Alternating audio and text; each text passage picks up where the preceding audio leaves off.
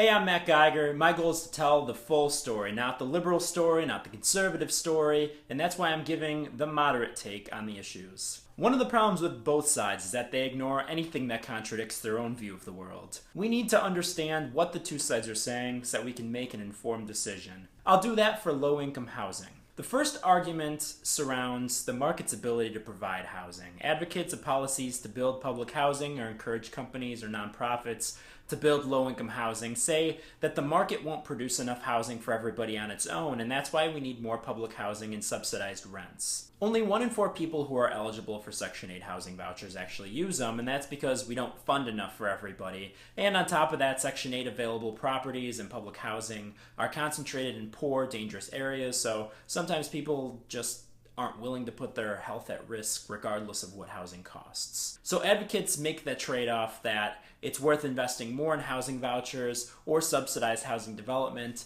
to help housing affordability. The other side says that what we really need is less regulations, so that the market can build the types of houses that people can afford. The regulations that we're talking about here are zoning requirements around things like building heights, unit limits, permit requirements, parking lot availability requirements, and historic preservation districts. These restrictions do make it difficult to build more affordable housing. On expensive urban land in short supply, it makes financial sense to build tall apartment buildings with more units per square foot, or to build micro units, small studio apartments for tenants willing to trade apartment size for cost, or to set up some sort of arrangement where people have shared spaces. But there are usually government laws restricting tall buildings and mandating minimum apartment size. When there's money to be made, developers will show up. There are merits to arguments on both sides. It's just a matter of what trade-offs you believe are worth making.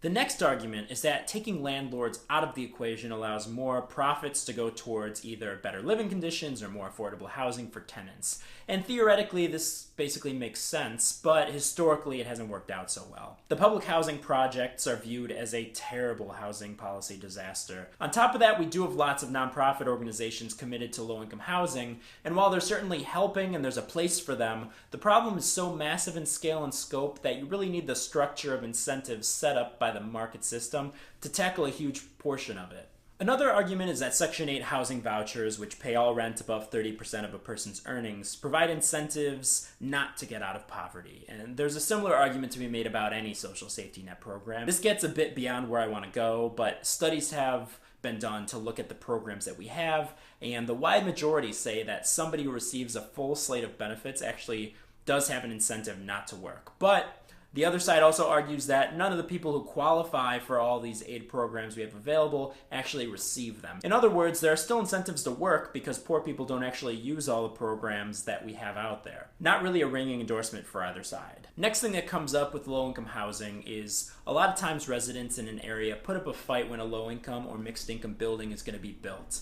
And they argue about a few things. They argue about crime, decreased property values, and increase in property taxes to pay for the services that poor people use. Most studies say that increased subsidized housing does not correspond to an increase in crime, but these developments are usually in higher crime areas, which is why people mentally connect the two. With property values, almost all the research indicates that low-income housing either has no effect or actually a slight positive effect. And then as far as property taxes go, this is really too complicated to get into at a high level because it's really dependent on the type of development and local property tax laws. The other side of the argument argues that low-income housing is actually good because more people means more businesses, more jobs, a stronger local economy, things like that. This is supported in general, and there's a consistent caveat in the research. When an area that already had a struggling economy got a large low-income housing development, it made things much, much worse for the area. Republicans have done a fantastic job training their side to hate all investment in social services, and Democrats have done just as good of a job training their side to stand up for any regulation on industry, regardless of the trade-off involved. You need to avoid these gut reactions to oppose or support something just as a matter of principle. Sometimes we need to look at our priorities and invest more in social services, or sometimes we need to get rid of regulations that are hurting us more than they're helping us. We all need to be more open-minded to a variety of changes. Thanks for watching.